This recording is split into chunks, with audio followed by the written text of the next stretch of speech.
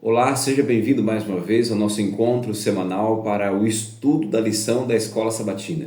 Nesta oportunidade, estamos avançando no estudo desse último trimestre do ano 2024 e, de forma especial, vamos focar na segunda lição desse novo trimestre. Você já sabe, estamos desbravando juntos o Evangelho de João e buscando dentro deles alguns temas importantes e distintos que possam fortalecer a nossa fé na pessoa de Cristo Jesus. Por isso, eu queria convidar você que já fez as suas provisões, que já tem a sua lição, para que você tome a sua lição em mãos, tome também a sua Bíblia, e você que ainda não fez a provisão de adquirir a sua lição da Escola Sabatina, que você possa adquiri-la ainda nesse início de trimestre, para que juntos possamos desenvolver esse estudo ao longo desses próximos 3 meses e obter da Palavra de Deus, por meio da lição, orientação, conselhos e principalmente lições práticas para a minha vida e a sua vida espiritual, ok? No tema da lição que nós estudamos essa semana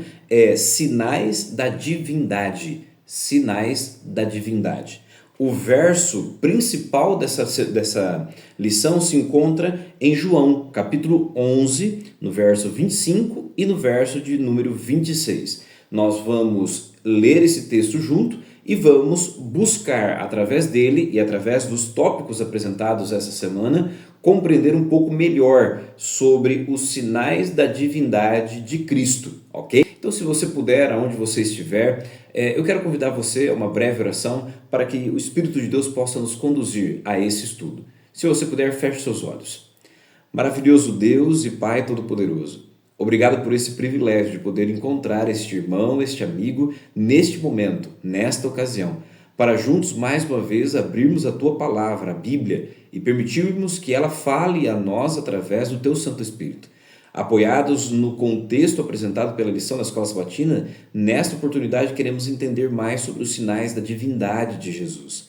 E se porventura há alguém que nesse momento está me ouvindo ou assistindo este vídeo, que precisa desenvolver a sua fé no poder, na graça e principalmente na ação poderosa de Cristo em nossas vidas, que cada um dos sinais aqui estudados possam nos dar ainda mais condições de acreditar, confiar e depositar a nossa vida em Tuas mãos. Faça nesses momentos que aqui estaremos juntos em nossa vida, faça em nós e por nós aquilo que nós não podemos fazer. Abençoe aquele que nos assiste, aquele que nos ouve e que este momento seja repleto da Tua presença, da Tua graça, do Teu perdão e da Tua bênção. Nós te pedimos em nome de Jesus. Amém. Muito bem. Pedido a direção do Espírito, vamos então ao estudo desta lição. Antes, eu lembro você, se você ainda não é inscrito no nosso canal, que você se inscreva.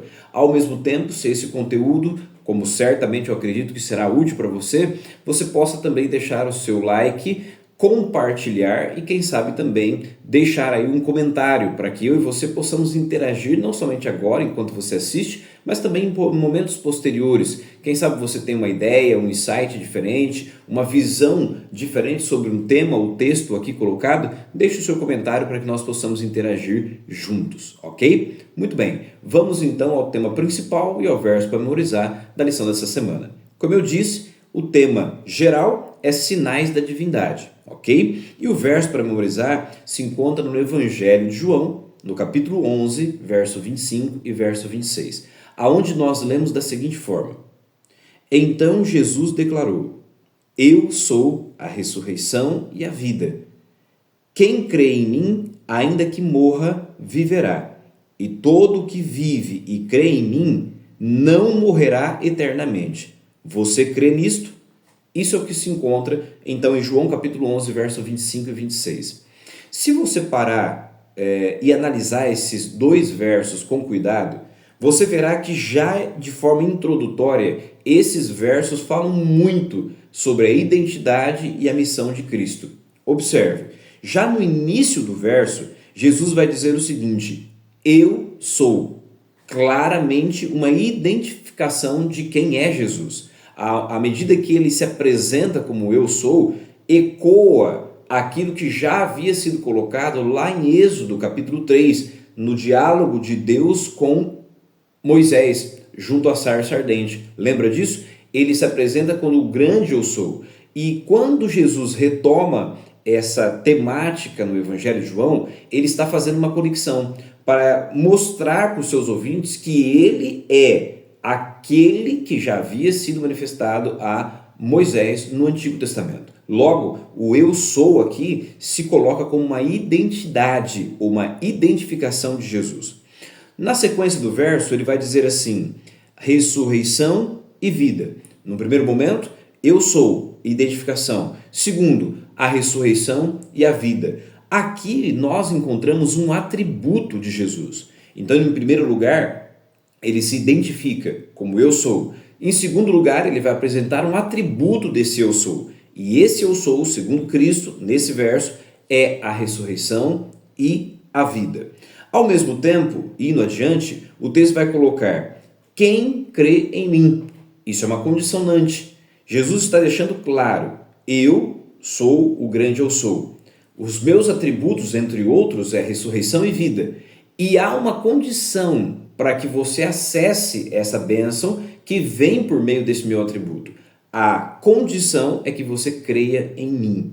O texto vai adiante e vai dizer o seguinte, que aquele que crê em Jesus, como o grande eu sou, ele tem vida. Não só no contexto temporal, no contexto transitório que eu e você vivemos hoje, mas também vida no contexto eterno. Porque ele vai dizer, ainda que morra, viverá. E todo o que vive e crê em mim não morrerá eternamente. Então veja, o grande eu sou se identifica e apresenta seus atributos, vida e ressurreição.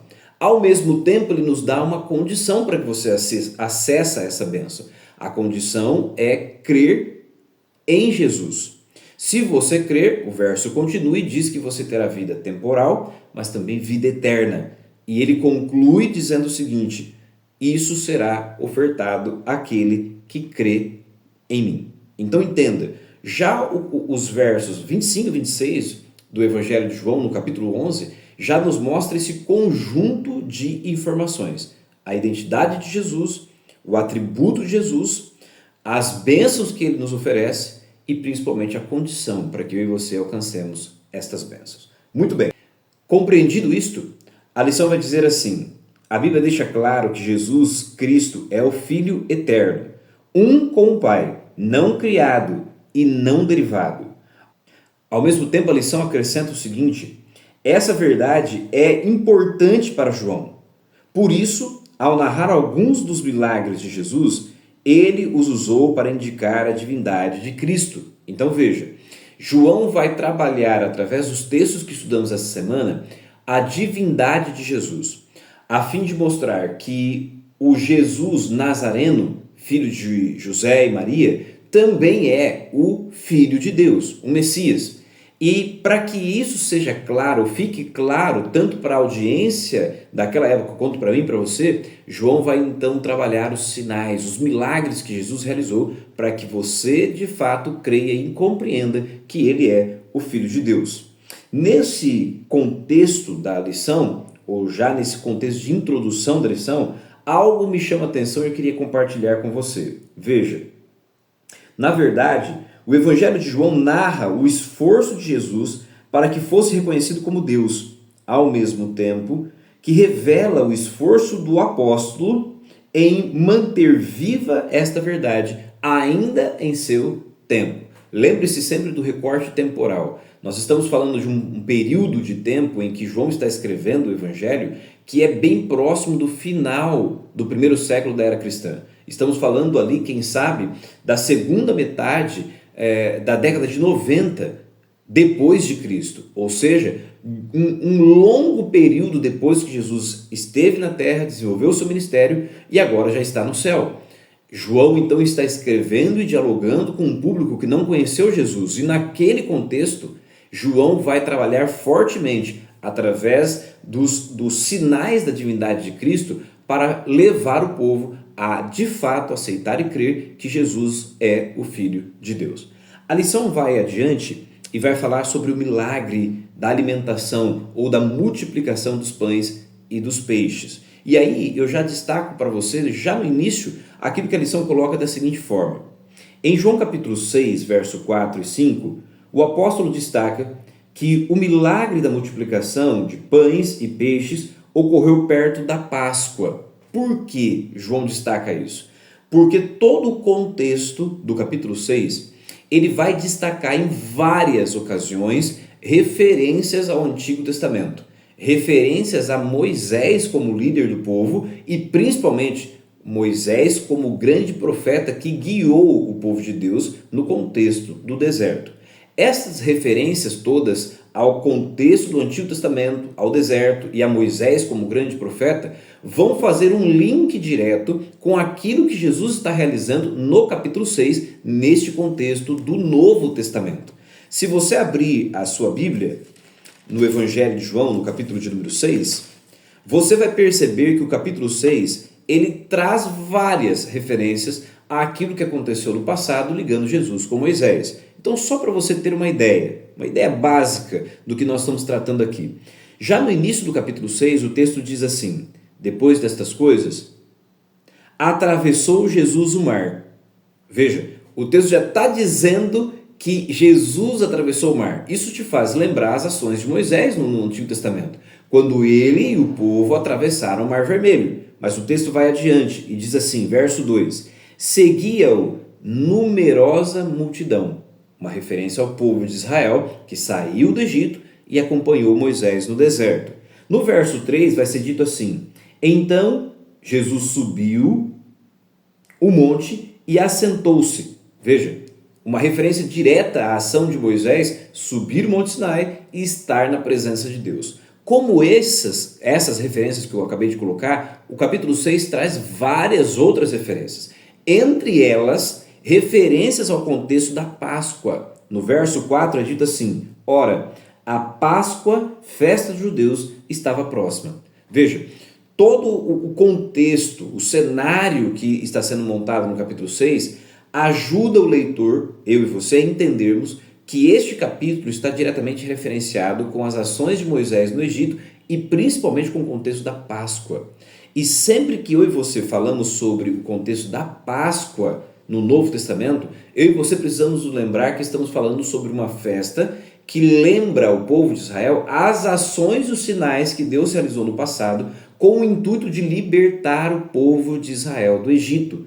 Sendo assim, as referências e os sinais que Jesus realiza, em especial na multiplicação dos pães e peixes, oferece ao povo que já tem a sua mente voltada para os significados da festa da Páscoa a oportunidade de ver em Cristo aquele profeta que havia sido profetizado, prometido por Deus através de Moisés, como vimos no estudo anterior, em Deuteronômio capítulo 18, verso 15.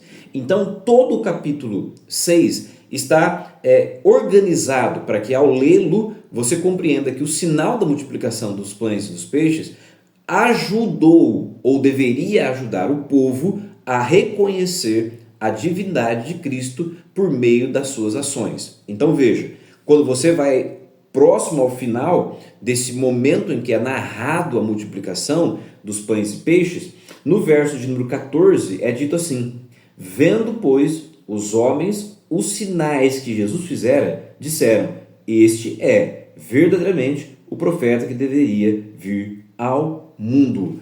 Contudo, você e eu sabemos que o texto não termina por aí. Embora o povo tenha conseguido identificar Jesus como o profeta prometido, o texto termina com uma nota dissonante, com uma nota que mostra que, embora eles tenham compreendido a identidade de Cristo, eles não compreenderam a sua missão. O verso de número 15 termina dizendo assim: sabendo, pois, Jesus que estavam para vir com o intuito de arrebatá-lo para o proclamarem rei, retirou-se novamente sozinho para o monte. Então veja, embora o povo, através do sinal que Jesus realizou, conseguiu entender a sua identidade, sendo reconhecido como filho de Deus, eles não conseguiram ainda compreender a sua missão. A missão de Jesus não era ser rei de Israel, não era subjugar o poder romano e devolver ao povo judeu a supremacia que a nação de Israel sonhava ter. Esse não era o objetivo de Cristo. O objetivo de Cristo era que o povo aceitasse o reino de Deus e se preparasse para ele. Nesse contexto, fica claro, eles compreendem a identidade, mas não compreendem a missão de Jesus, o ministério que ele está para realizar. E aqui fica um detalhe bastante importante para mim e para você, porque na maioria das vezes eu e você somos assim também. Assim como agiu o povo, nós também agimos muitas vezes. Nós entendemos e cremos que Jesus é o Filho de Deus, mas quando ele nos apresenta a sua missão, nós muitas vezes relegamos, refutamos. Nós queremos os benefícios que ele proporciona, mas não o custo do discipulado, entende? Nós queremos a bênção da multiplicação dos pães e peixes, mas nós não queremos segui-los como um verdadeiro discípulo. Então veja, muitas vezes não temos dificuldade de reconhecer a identidade de Jesus, mas temos dificuldade de reconhecer e aceitar a missão e o ministério que ele desenvolveu e que espera que eu e você também desenvolvamos. A lição vai adiante e vai falar sobre o tema do seguinte: este é verdadeiramente o profeta. Complementando o contexto do capítulo de número 6, que nós acabamos de dar uma introdução, a lição vai tratar ainda sobre o seguinte: os judeus esperavam um Messias terrestre, que os libertasse da opressão do Império Romano, como dissemos anteriormente. Mas não foi para isso que Jesus veio ao mundo, e não foi esse o propósito do seu milagre. O texto ainda termina citando o capítulo 6, verso 35, dizendo assim: eu sou o pão da vida, disse ele. Quem vem a mim jamais terá fome. Então veja, o objetivo dos milagres realizados por Cristo, dos sinais manifestados por ele, em hipótese alguma, tinham, melhor dizendo, o objetivo de fazê-lo encaixar dentro do estereótipo do Messias terreno que o povo judeu esperava. Pelo contrário, os sinais e os milagres tinham como propósito, como finalidade, indicar que de fato aquele que estava diante deles era o Messias, mas o Messias que veio ao mundo para oferecer a eles a salvação mediante o perdão dos pecados, e não a restauração e a supremacia do povo judeu. A lição ainda vai destacar o seguinte, lá no finalzinho da lição: eles procuravam benefícios materiais em vez da verdade, que permanece para a vida eterna.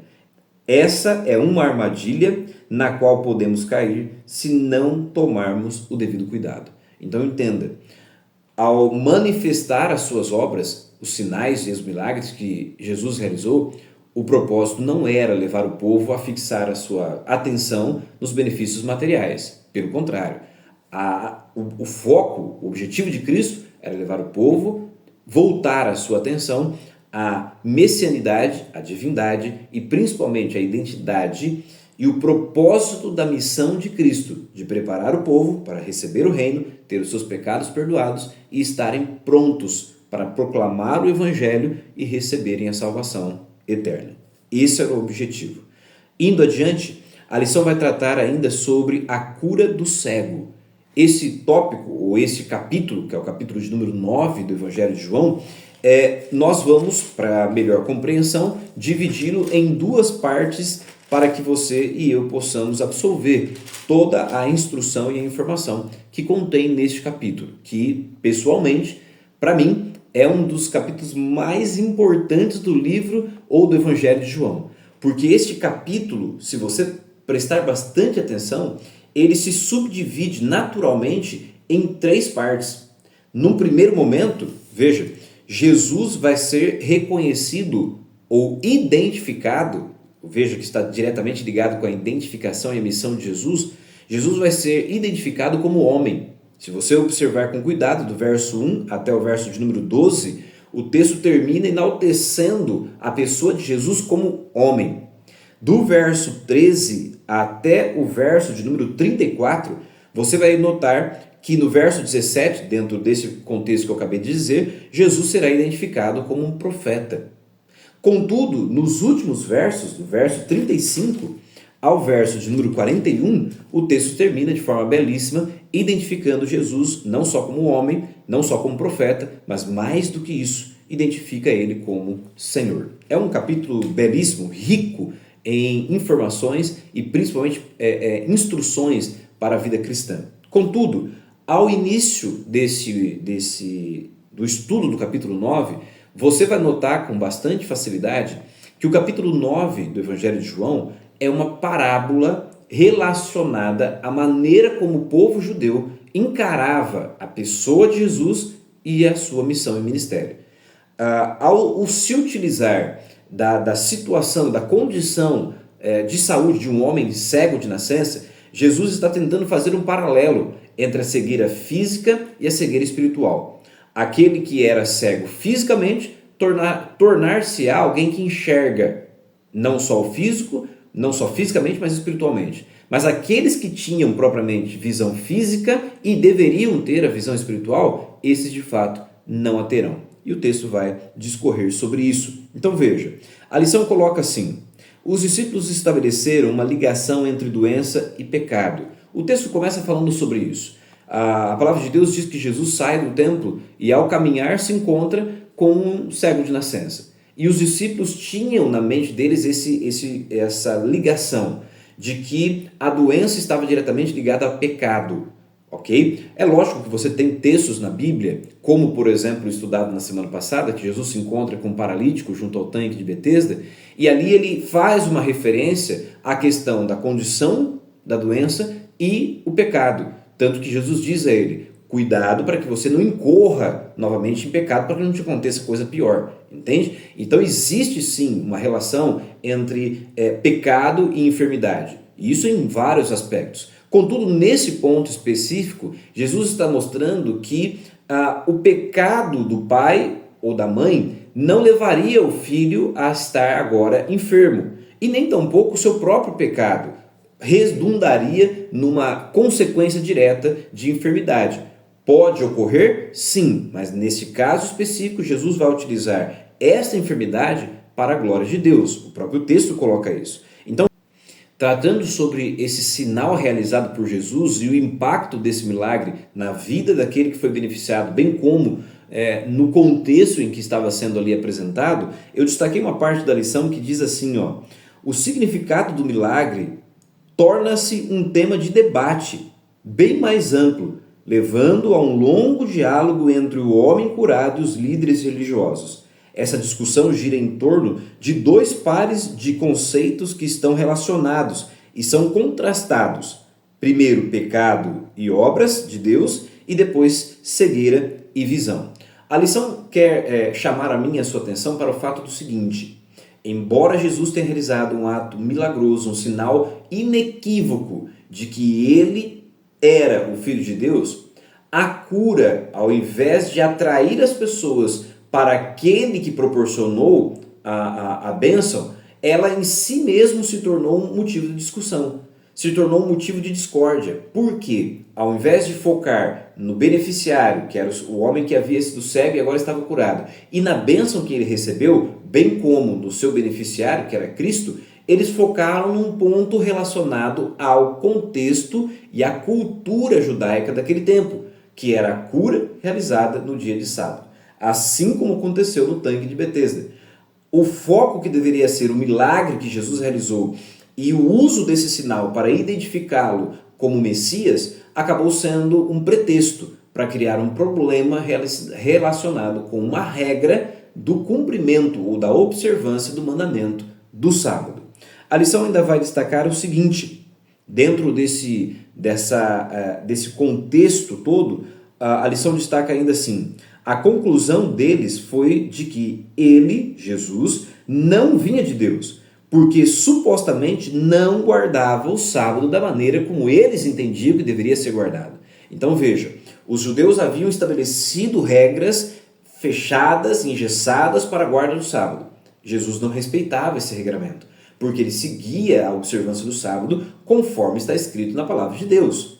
Uma vez tendo curado o homem no sábado, aquilo se tornou um motivo de discórdia, um motivo de problema. E Jesus não somente foi atacado, mas sobretudo taxado como pecador. Porque se ele não guardava ou se ele não observava as regras judaicas, ele estava então em pecado. Por fim, a lição destaca algo que é fundamental. O cego ficava cada vez mais conciso de quem é Jesus, mas os líderes religiosos cada vez mais confusos e cegos quanto à sua verdadeira identidade. Então veja, o fato deles terem se apegado tanto à ideia da questão de ter sido curado alguém no sábado, os fez cegar para o fato que os levaria a compreender e aceitar Jesus como Messias. O apego com a regra, com a prática daquilo que eles haviam estabelecidos, os fez cego para enxergar que Jesus de fato é o Filho de Deus. Na segunda parte desse mesmo tema, a lição vai tratar agora sobre o contexto final do capítulo 9. E aí eu destaquei uma parte na lição que diz assim: o cego passa a ver cada vez mais. Isso está no segundo parágrafo da lição. O cego passa a ver cada vez mais. Não apenas fisicamente, mas espiritualmente, à medida que cresce no seu apreço por Jesus e na confiança nele. Por consequência e de forma contrária, os fariseus, por outro lado, tornam-se cada vez mais cegos em seu entendimento. Primeiro ficam divididos a respeito de Jesus, isso está em João 9,16, e depois sem saber de onde ele veio. João capítulo 9, verso de número 29. Além disso, ainda a lição destaca: a cegueira espiritual dos líderes religiosos é assustadora.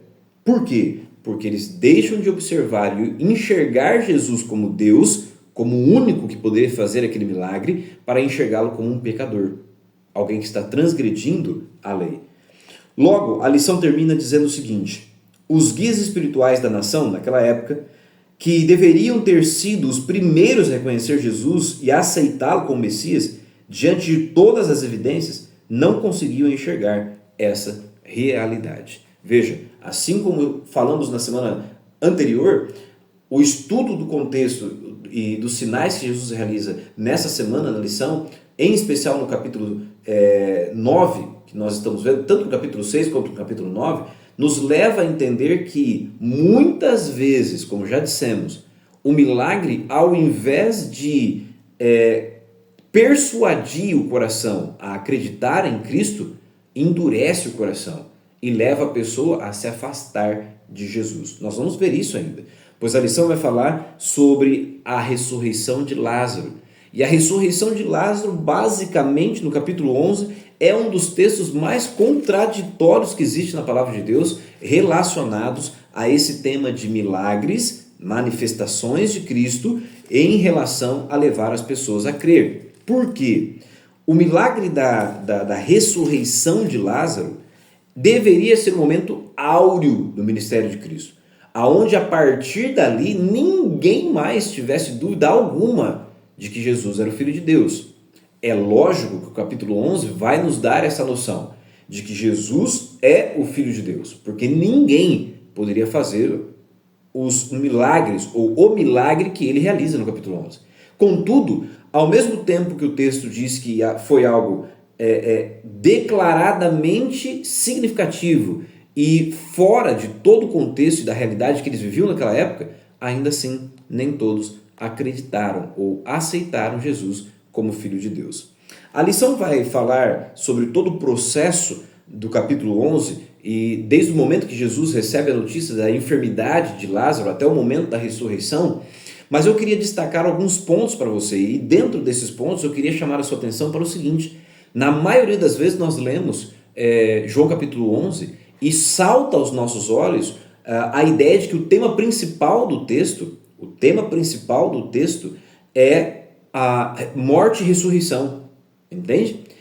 Ao lermos o texto, chama muito a nossa atenção essa questão. Parece que o ponto principal do capítulo é falar sobre morte e ressurreição, quando na verdade este não é o objetivo principal, não é o tema majoritário do capítulo 11. Antes de tratar sobre o tema da morte e da ressurreição, ou o poder de Jesus sobre a morte e sobre a ressurreição, o tema central ou maior do capítulo 11 é o fato de Jesus precisar levar os seus discípulos e posteriormente a audiência que está junto de Marta e Maria a crer que ele é o Filho de Deus. Veja, quando você vai ao capítulo 11, no verso de número 15, se você ler o 14 e o 15, fica mais claro ainda você entender qual era o propósito de tudo isso que está acontecendo. No verso 14 e no verso 15 diz assim: então Jesus lhes disse claramente: Lázaro morreu. E, verso 15, por vossa causa me alegro que lá não estivesse, para que possais crer, mas vamos ter com ele. Então veja, o texto é claro em afirmar para mim e para você que o motivo de tudo aquilo que está acontecendo naquele momento em relação à vida de Lázaro, que agora está morto, Marta, Maria, Jesus e os discípulos, o propósito principal é levá-los a crer. O texto é claro em colocar, para que possais crer. Então, por que tudo isso está ocorrendo? Para que as pessoas pudessem, de fato, neste contexto e momento, acreditar que Jesus é, sem dúvida alguma, o Filho de Deus. Ainda outros detalhes importantes dentro do capítulo 11 que eu queria chamar a sua atenção. Uma vez que o verso 15 mostra para mim e para você o porquê que Lázaro morreu, ou seja, Jesus permitiu que Lázaro morresse para levar os discípulos e a audiência presente a crer que Jesus é o Filho de Deus. Ao mesmo tempo, você vai perceber que o verso 45 do capítulo 11, ele vai destacar um contraste. Jesus vai até onde Lázaro está, ele então irá realizar o milagre, ok? Ele vai realizar o milagre da ressurreição de Lázaro, ok? Mas ao final de todo esse contexto em que este tremendo milagre é realizado, você tem uma nota novamente dissonante. Assim como aconteceu no capítulo 6, e assim também como acontece no capítulo 9, você no capítulo 11 encontra uma nota dissonante. Uma vez que aquele momento deveria ter sido um momento exponencial, onde Jesus pudesse ter levado todos a crer na sua divindade, o capítulo termina dizendo assim: muitos, porém, estou no verso 45 do capítulo 11, muitos, pois, dentre os judeus que tinham vindo visitar Maria, vendo o que fizera Jesus, creram nele. Isso está no verso 35. Isso está no verso 45. Agora observe o verso 46. Outros, porém, foram ter com os fariseus e lhes contaram dos feitos que Jesus realizara. Note o que o texto está trazendo para mim e para você. No verso 45, o texto deveria estar descrevendo a seguinte situação: e todos creram em Jesus. Você consegue entender? O texto deveria finalizar dizendo o seguinte: e todos creram em Jesus. Mas o texto termina dizendo assim: muitos, pois, dentre os judeus que tinham vindo visitar, vendo o que Jesus fizera, creram nele. O texto está dizendo claramente para mim e para você: não foram todos que acreditaram em Jesus. Pelo contrário, se você continua a narrativa do capítulo 11, você vai ver que pouco depois, capítulo 11, capítulo 12, você vai ver que pouco depois, aqueles que estavam ali participaram da conspiração não só da morte de Cristo, mas também queriam a morte de Lázaro. Então veja bem, o capítulo de número 11 é, sem dúvida alguma, um dos textos que revela um dos milagres mais poderosos de Cristo, aonde ele vence a morte, aonde ele vence o inimigo, aonde ele mostra que com poder e com graça ele veio oferecer ao povo, veio oferecer ao ser humano, eu e você, a oportunidade de vida através da fé nele. Contudo, mesmo diante de tão grande milagre, nem todos tiveram a capacidade de enxergar a identidade, a missão e o ministério de Cristo. E por isso não compreenderam quem ele era, não aceitaram a sua oferta e, logicamente, investiram contra a sua pessoa. O texto deixa bem claro várias questões importantes, mas eu queria fechar com uma delas, ok? Quando analisamos o contexto da lição dessa semana, fica claro para mim e para você que a divindade de Jesus, além de ser algo que tenha sido manifesto aos homens, precisa necessariamente ser algo aceito pelos homens. Eu e você precisamos, mais do que entender que Jesus é o Filho de Deus, eu e você precisamos crer. Porque quando eu creio, eu aceito. E ao aceitar, eu vivo. Não adianta eu estudar a palavra de Deus para entender que Jesus é o Filho de Deus. Isso o texto bíblico já nos revela.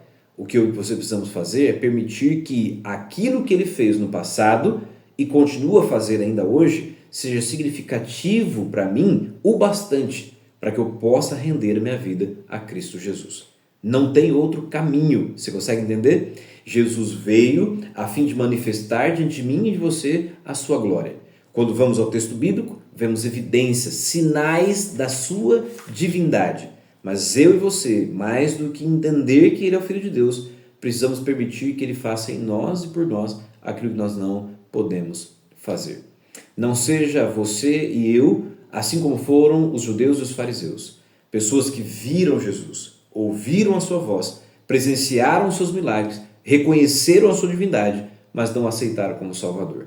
Que você e eu possamos, mais do que entender que Jesus é o Filho de Deus, nós possamos aceitá-lo definitivamente como aquele que pode perdoar os nossos pecados, nos aceitar como somos e fazer em nós e por nós o que nós não podemos fazer. Que o estudo dessa semana tenha sido benéfico para a sua vida e que você possa buscar no Senhor tão grandes sinais, tão grandes evidências da majestade, da divindade, do poder de Cristo na sua vida, como aqueles que Ele manifestou no Antigo Testamento, com o objetivo e a finalidade não de nos apegarmos simplesmente ao benefício que Jesus pode nos dar, pelo contrário, que nós possamos crer nele, a fim de que Ele nos permita ser preparados para uma vida eterna com Cristo Jesus. Deus abençoe você de forma especial, abençoe sua casa, sua família, e nós nos encontramos na próxima semana, mais uma vez para desbravar os assuntos relacionados à lição da Escola Sabatina.